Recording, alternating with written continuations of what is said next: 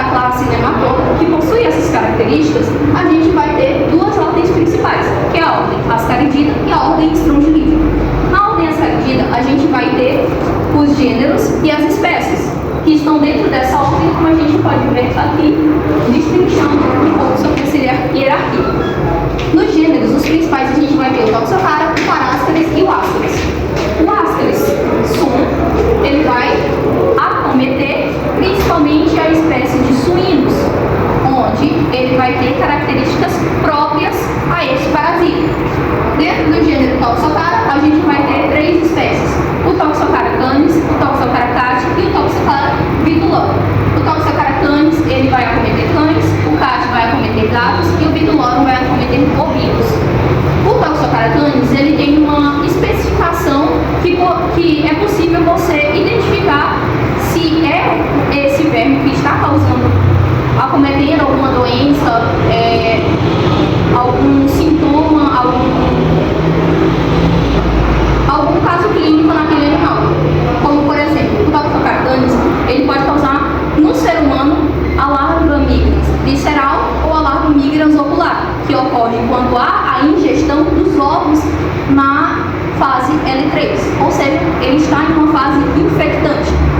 Todos esses vermes que estão aqui, eles são da ordem Ascaridida, e na ordem Ascaridida a gente possui algumas características próprias, como todos eles irão realizar o ciclo hepatocardiopulmonar, ou seja, eles serão ingeridos pelo animal, irão adentrar a mucosa do intestino desse animal, percorrer as vias sanguíneas, chegar ao coração e do coração, pelas veias também, ele vai chegar até o pulmão, onde ele vai ser tossido para fora e vai ser engolido novamente, retornando para o estômago, onde ele vai se desenvolver para a forma adulta.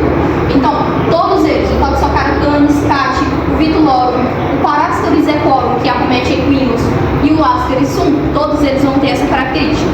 Nenhum deles também realiza uma infecção cutânea, ou seja, se o animal, por um acaso, tiver contato, a sua pele tiver contato com esse verme, ele não vai ser contaminado, a não ser que haja a ingestão desses ovos. Os ovos de todas essas espécies são ovos de casca grossa, ou seja, essa casca não é rompida facilmente.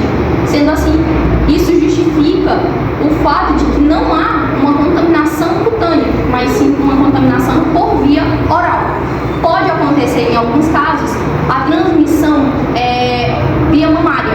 Por exemplo, uma cadela que está infectada com o Toxocara canis, ela pode passar esse verme para os seus filhotes a partir da via mamária, né? Os filhotes serão infectados a partir da ingestão do leite da cadela. Mas são casos à parte e especificações de cada um.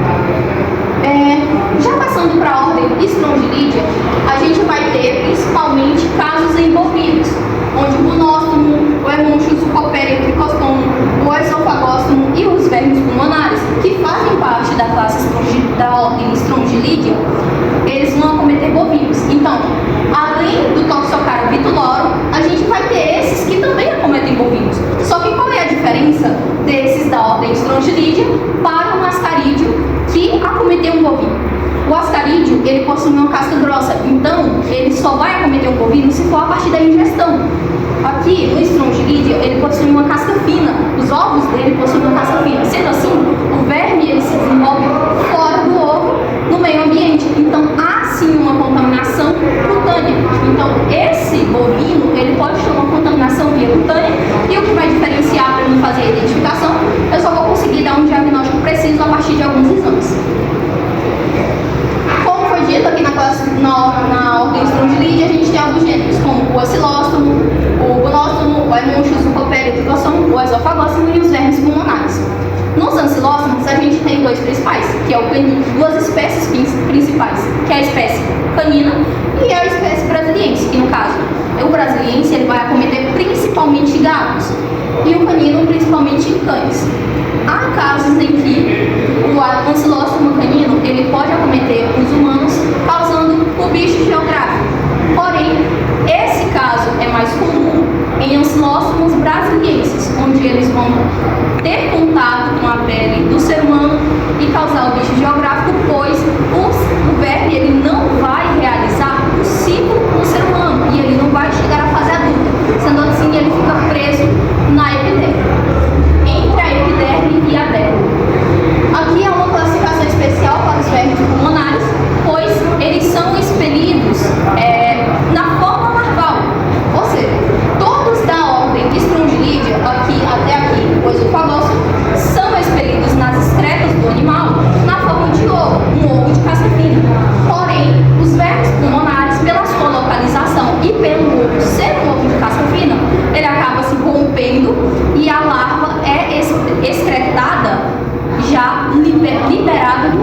seja, você vai ter essa larva nos ovários, você vai ter essa larva na pastagem, e o animal ele vai fazer a ingestão, ou então vai ter um contato cutâneo com essa larva.